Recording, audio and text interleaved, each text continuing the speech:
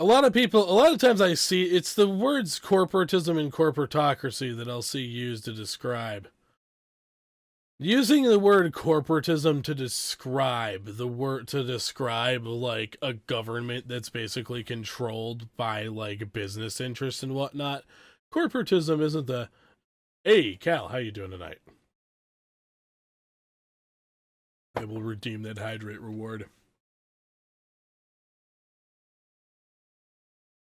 Oh, gotcha. And of course, corporatocracy and corporatism have like the same root word, but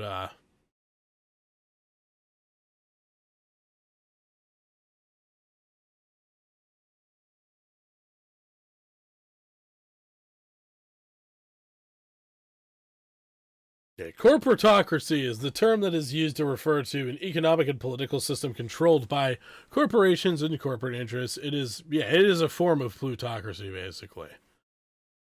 Yeah, the concept has been used in explanation of huge bank buyouts, ridiculous pay for CEOs, complaints of exploitation of national. I'm not gonna like pull a Destiny, read these fucking Wikipedia articles, act like I'm a goddamn like major expert on this shit, which I know Destiny has kind of sort of done in the past. But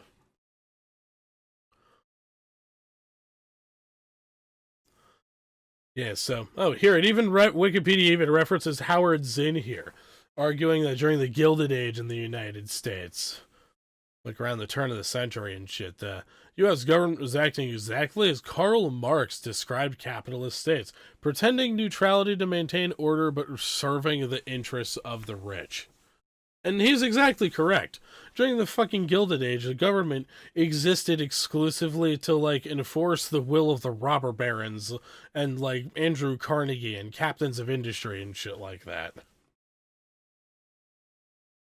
Right, economics justice Stiglitz, there has been a severe increase in market power of corporations due to antitrust laws being weakened by shitty neoliberal reforms, leading to growing income equality and a generally underperforming equality, or generally underperforming. Blah, blah, blah. Fuck.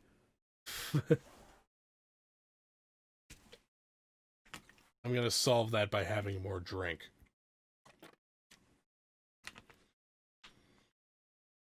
Probably not too bad an idea, though.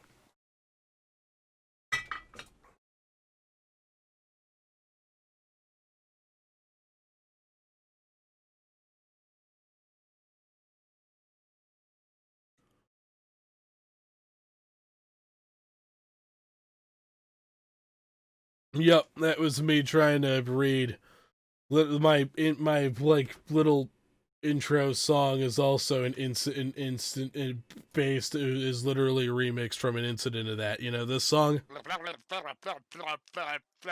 Fuck. I can't speak right now.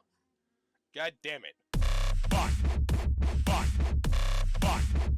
Fuck. Yeah, basically that happened again, except I just have a nicer mic now.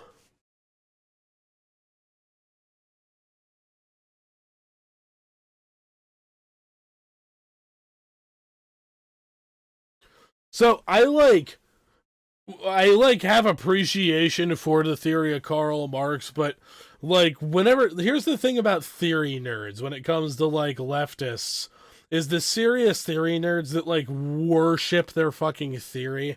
It's like here's the thing though, theory is fucking theory. Theory is a different thing. Theory can mean fuck all if it gets put into practice and it turns out the theory sucks. Like I have a theory that you could. Let's say I have a theory that you can propel the entire world economy by. You can propel the entire world economy by. Like you can propel the entire world economy by having people piss in jars and use it as currency. That like yeah, tanky communism did suck, especially because a big thing about like tanky communism. Yeah, nobody in my community actually fucking likes tanky communist governments. Those people sucked at it. Like fucking Stalinists and shit like that. I don't want Stalinists in my community. Stalinists are fucking cringe. The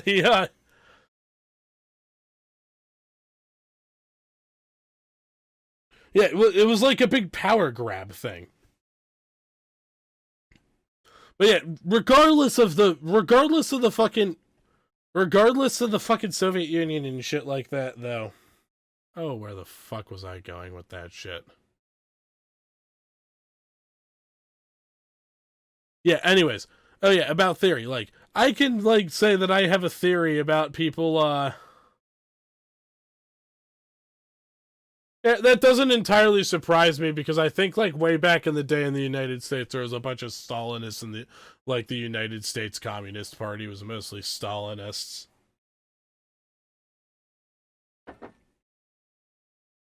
Especially in the United States, I'm pretty sure way more of at least like the far left. I'm pretty sure there's significantly more like fucking libertarian far leftists, like anarcho communists, and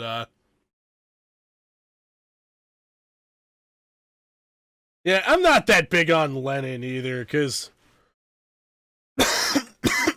I'm not that big on Lenin either for various reasons. I'm not too big on I'm not too big on the Soviet Union in any form. Yeah, he was probably better at doing shit than Stalin was, but really, he died. That's the problem. He died.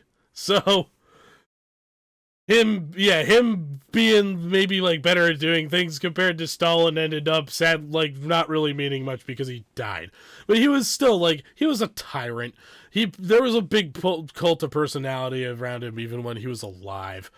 The dude, the way that he like forcibly incorporated other like parts of the fucking former Russian Empire into like the Soviet sphere of influence as the other Soviet republics, which weren't like actually independent countries at all. That the whole like for if you've ever heard of Kropotkin, who's often considered kind of like a father of anarcho-communism. He returned to Russia from exile because he was exiled from the Russian Empire because he was from some like really high-class family of boyars and then became like an anarcho-communist and wrote shit like The Conquest of Bread and whatnot, which were like considered almost blasphemous in the Russian Empire and most other capitalist places. He lived a lot of his adult life in exile. When he was a really old man after the Russian Revolution, he returned to Russia, but he was like very disappointed in the Soviet state, and I think he might have died even before Lenin did. So like, yeah, I don't think the way that the Soviet Union was all. So, and the shitty thing is that often like situations like what happened in Russia often tend to like to fucking favor the most ruthless fucking people like Lenin and Stalin. It's a shit reality of that. But I don't like to doomer about it. It's like I don't think it has to fucking be this way. Anyways, back on to corporatocracy.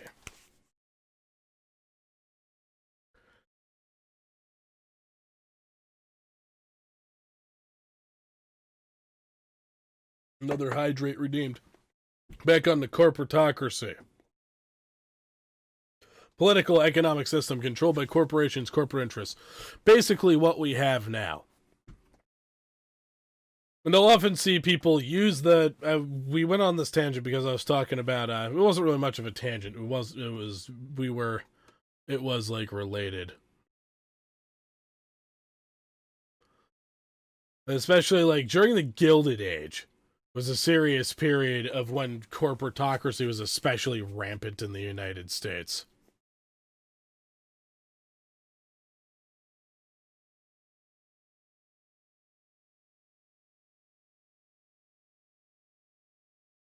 Gilded Age is when people like the Vanderbilts and J.P. Morgan were building gigantic mansions like the Breakers in Newport, Rhode Island.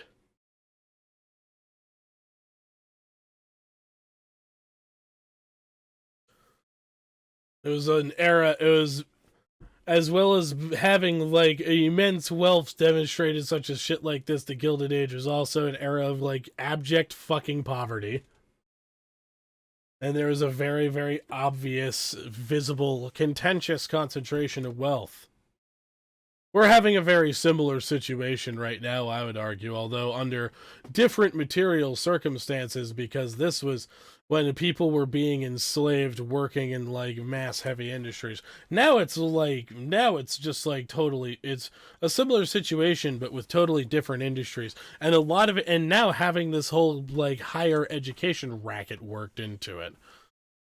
And I don't mean to knock all of academia when I say that, but this capitalist model of higher education that we have, and especially this whole thing where these companies where jobs that probably really don't actually need or shouldn't really require a college degree, like require somebody to have a college degree, even if their college degree has absolutely no relevance to what the fucking job is, it's like a plus for them. And that's like so much of the fucking workforce, and especially so much of the workforce where people can actually get by, since it's getting ever and ever harder for so many different income, for ever like increasingly high income brackets to get by. Then the higher education kind of serves as just this ridiculous class gateway, right? And that's another example of corporatocracy, when things like the College Board and a bunch of universities that are ostensibly like not for profit educational institutions, and then some that are directly for profit, like disgusting slimeball institutions like Wyotech, that have been like broken by how bad they got sued for being worthless fucking thieving pieces of shit.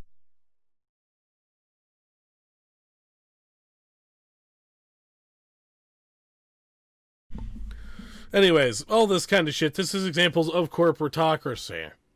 Now, corporatocracy and corporatism, as I had said before, that in the past I have like talked about the terms Trump University, yep. Talked about the terms like corporatocracy versus corporatism. They're not mutually exclusive at all. And in the past I've sort of like acted when discussing shit with people in a way that they almost were. And I feel stupid for that, because they're not mutually exclusive. However, they're very different terms. Corporate, despite their similar, like their root in the same like ultimate word, like corporate. Corporatism is a much broader political concept. Let's take a look at what corporatism is compared to what corporatocracy is.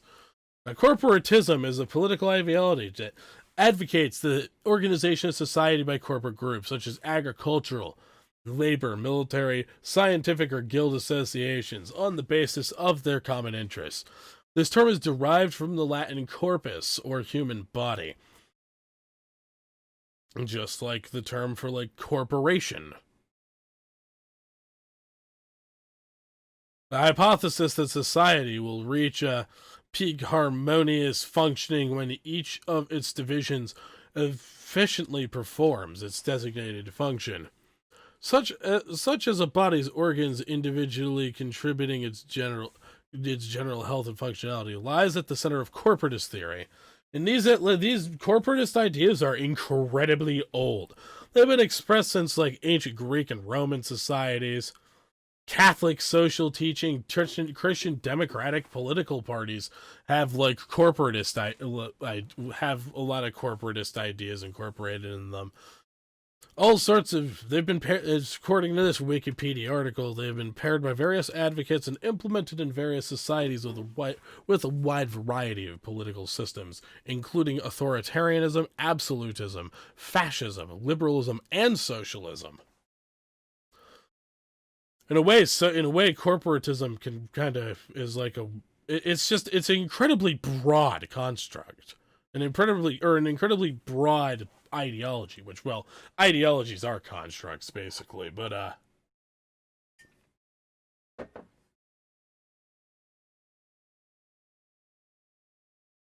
Europe solved it out 100 years ago. I mean, Europe still has a lot of problems with capitalist society itself. I don't think anybody's totally solved anything. If you, that's like how I personally viewed the whole things of social problems. Nothing has been completely solved. Nothing ever will be completely solved. We're always going to have to look for improvements somewhere. But yeah, an example of a very authoritarian. Oh, about education. Yeah, yeah. Europe is significantly less awful about the education, about the like university level education class gateway.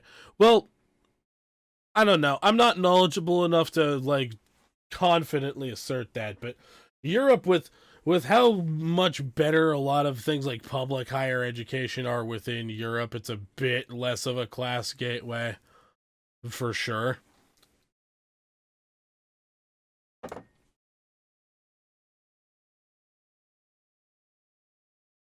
Europe definitely, a lot of places in Europe definitely do the education thing way better than most places in America. For sure.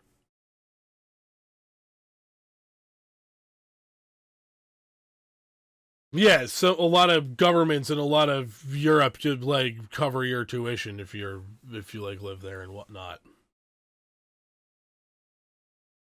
Again, I'm not an expert on it though. Yeah, an example of corporatism who is actually a kind of obscure dictator that I've developed an interesting like I've wanted to learn especially about how about his like rise to power and his like way of doing things because because it has gained like relatively little attention within a lot of the world outside of like Portugal. Antonio Oliveira Antonio Oliveira de Antonio Oliveira de I think it's like Antonio Oliveira de or Antonio de Oliveira Salazar was the dictator was this like was the weird like right wing but not really like super like not really the same as fascist like very corporatist and like conservative and traditional authoritarian regime. Antonio de Oliveira Salazar.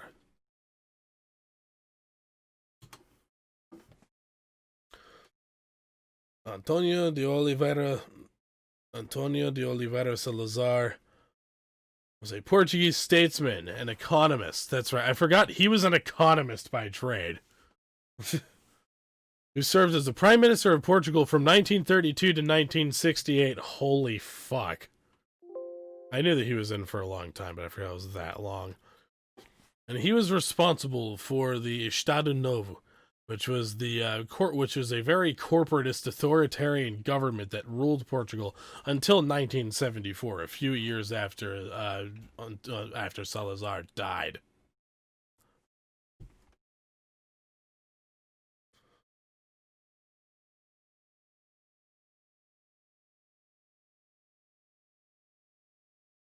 A trained economist, Salazar entered public life as a finance minister with the support of Oscar Carmona after there was a he like took control eventually. There was this coup d'etat in 1926 in Portugal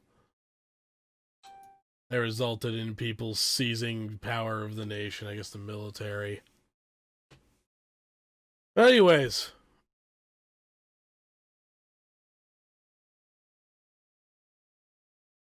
it says here Salazar's aim was the depoliticization of the society rather than mobilization of the populace, which I guess having society divided into these like corporate groups and just like trying to depoliticize them all rather than trying to like mobilize everything super hard. That sounds like a very like authoritarian corporatist type of thing. Salazar, the dictator who refused to die. Huh. I am very curious. Who's that guy? Now an emeritus professor of politics at the University of Bradford.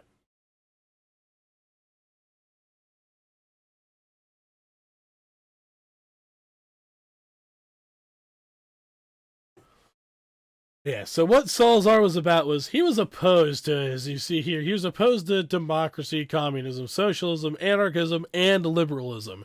He was like a big fan of like old style government, basically.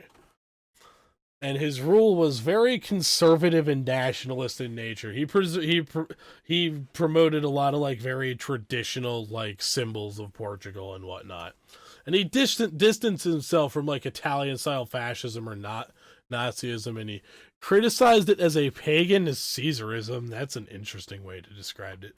That recognized neither legal, religious, nor moral limits, which is interesting to hear that coming from a guy who was like a dictator with completely unquestioned power himself.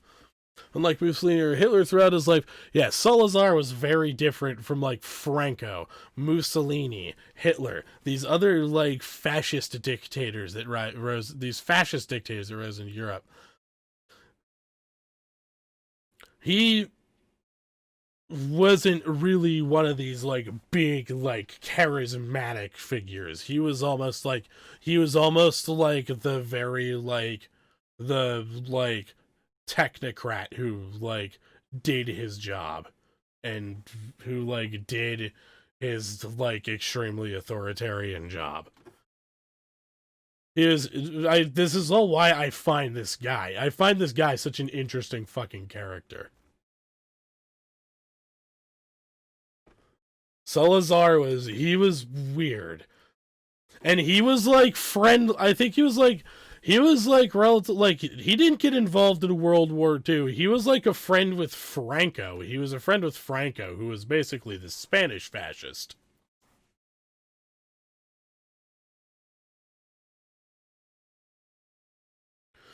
Yeah, he didn't go out. Yeah, you're exactly right, Gogo. Like Antonio de Oliveira Salazar wouldn't go out and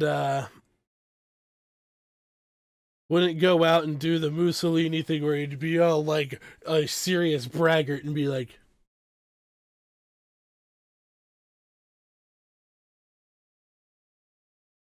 or do the like extremely like fiery animated Hitler shit.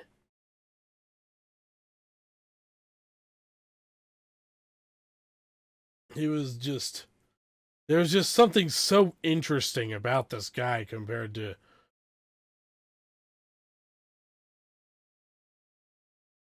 who demilitarized the community. Salazar?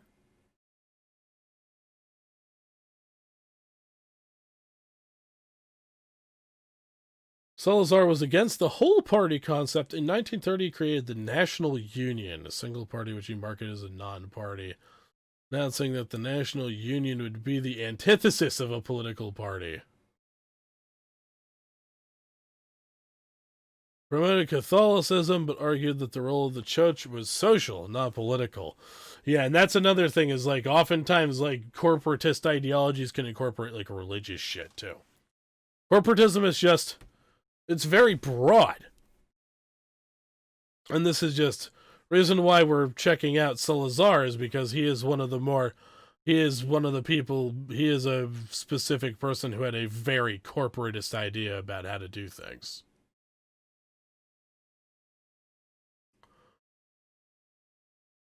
Negotiated the Concordat in 1940 that kept the church at arm's length. What the fuck just flew towards my computer screen?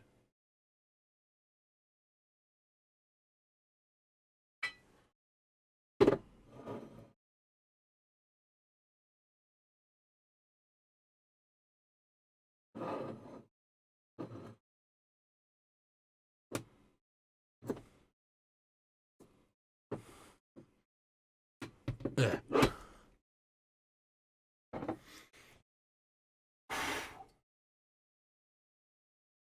I'll vacuum that up another time. Fucking insects.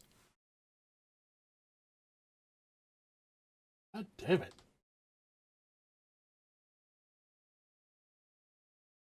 Anyways, yeah, Salazar. Okay, yeah, he's demilitarized the country, depoliticized the men. That's a weird way to word that. That's also in Gallagher's thing. With the Estado Novo enabling him to exercise vast political powers. Salazar used censorship, secret police to quell opposition, especially anything that was like communist. Yeah, yeah, Salazar was so weird. Yeah, it was almost like one of those weird pluralist dictators, but yeah, and not being like a populist at all, not like Perón or anything. Perón is another. It was another like very. It was another unique example of like a unique flavor of right way of like far right wing populism. And a lot of people fucking loved that guy, Perón. Yeah, and despite like Portugal being this like weird, like extremely like old school style, like odd dictatorship that ran some like weird this multi-continental colonial empire under this idea of pluricontinentalism was Portugal was like allowed into all of this like weird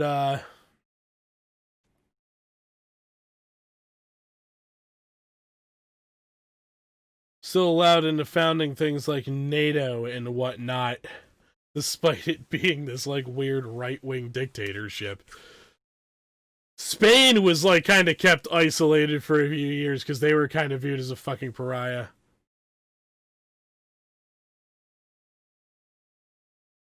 Yeah, Cambodia. We're gonna play some. We're gonna play some Minecraft just after I talk a little bit more about corporatism. Yeah, he helped keep Portugal and Spain out of the war. Yeah, and especially like it was definitely like the better way for Portugal and Spain to go is to stay out of the war. Although they definitely like of course they made sure to milk plenty of bribes out of the. They made sure to milk plenty of bribes out of fucking allied governments to make sure they wouldn't get involved.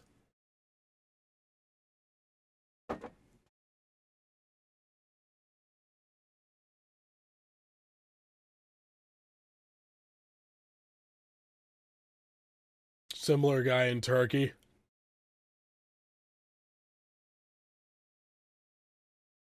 What was that guy's name?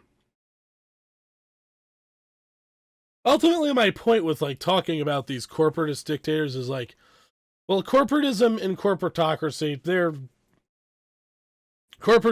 is explicitly like İsmet İnönü. Okay.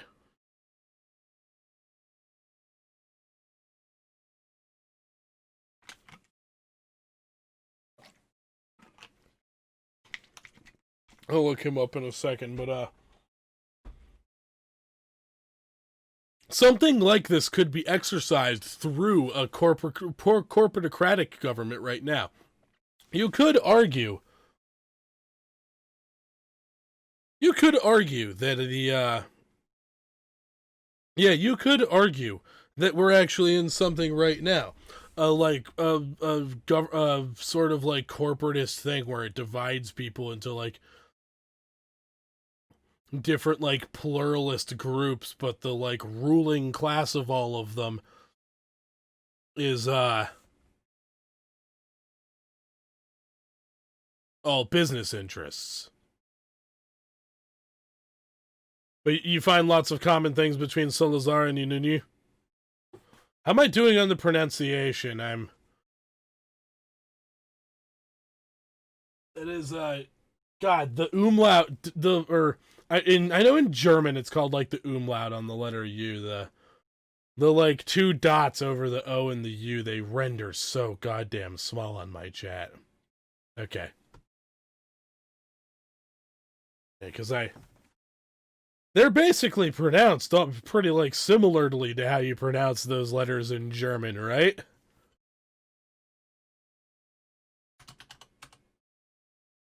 Oh, yep, he instantly comes up. İsmet İnönü.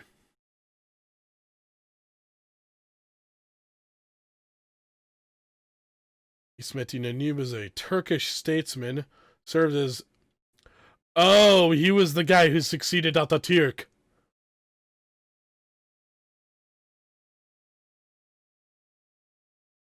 He was the guy who succeeded Mustafa Kemal. Gotcha.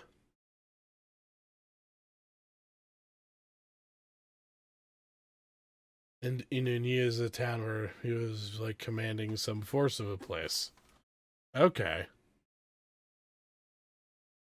Yeah, I need to brush up on my Turkish history because there's a lot of I know like some of the important names, but there's a lot of like important names that I don't know, and I don't really know what some certain people did and whatnot. Like I know who Atatürk is.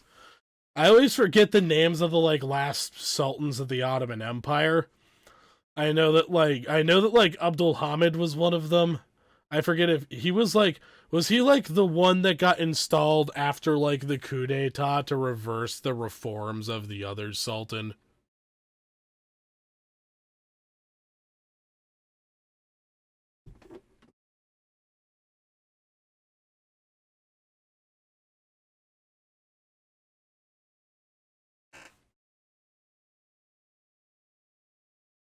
That's right. Yeah, and I know who Enver Pasha is.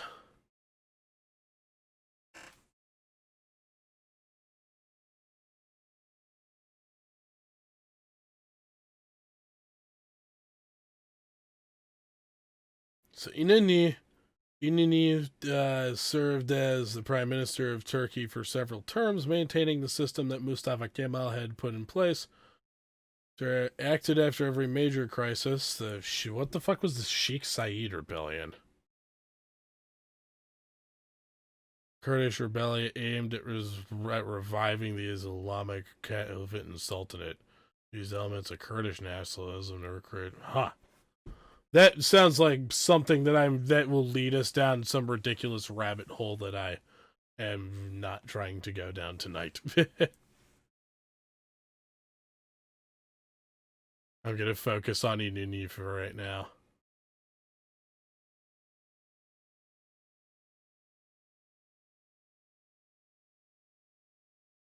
October 1923, he suggested to make Ankara the capital of Turkey, which was successfully approved by Parliament.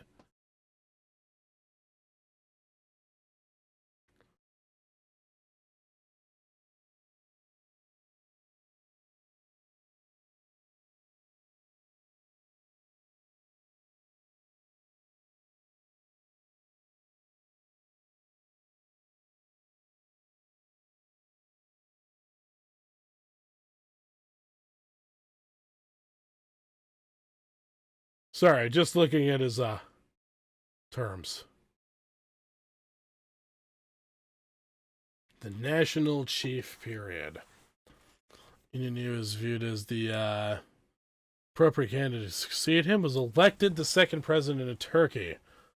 World War II broke out in the what was Atatürk's government? Wasn't Atatürk based? Didn't Atatürk kind of monopolize all political power in himself and his allies as well?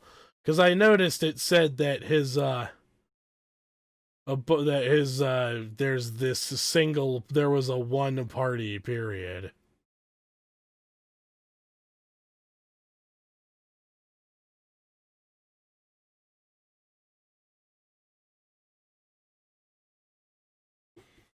World War II broke out. Yeah, both the Allies and Axis were trying to fucking get him to join, of course. Germans sent Franz von Papen to like just geopolitics. Same reason why Turkey is always involved in such like complicated geopolitical bullshit now. Both the Allies and the clearly off topic, but I think I'm finally going to pull the trigger on the project for sound stage 3 SRT4 Neon with 400 plus wheel horsepower. Or should I go with a boosted H22 Honda? What are you trying to do with the thing?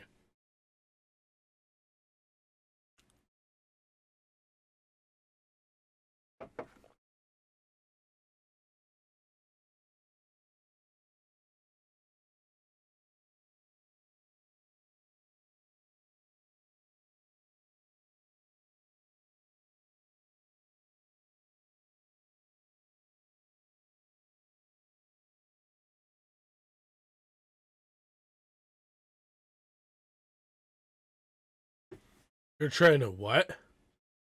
Gap a Hellcat. And then, of course, in the first free and fair elections that Inanu, like, oversaw, his whole thing was defeated. Who was also a corporatist? Ataturk?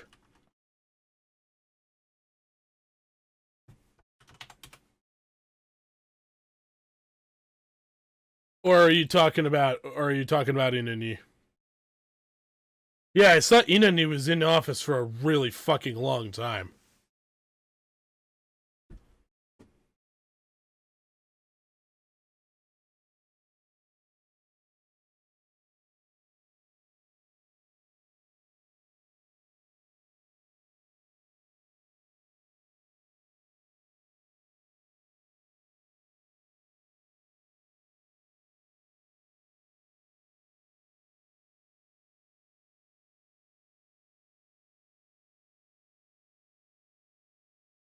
Yeah, true. You are right, Gogo. Those are a lot of parallels. And in our modern society, we have more of a veil of democracy than things like single party rule under Ismail Inanu or the weird like party trying to claim that it was like the antithesis of a political party. We're above political parties. And we're super conservative. Fucking party that Salazar was running.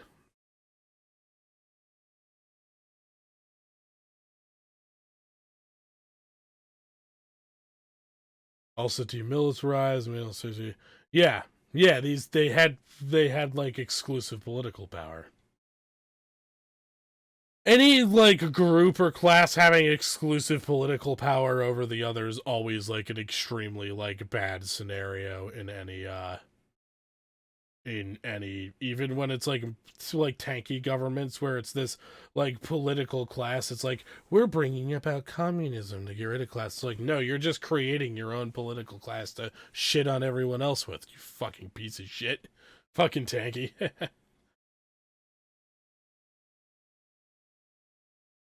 All these shit forms of government, I guess, are really just like people finding different reasons to stomp on other people with their boots. Thank you very much for tuning in. I greatly appreciate it.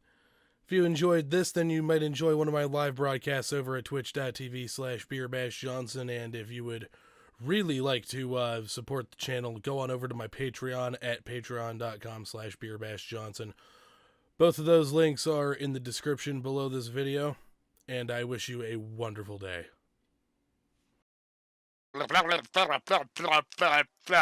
Fuck. I can't speak right now. God damn it. Fuck.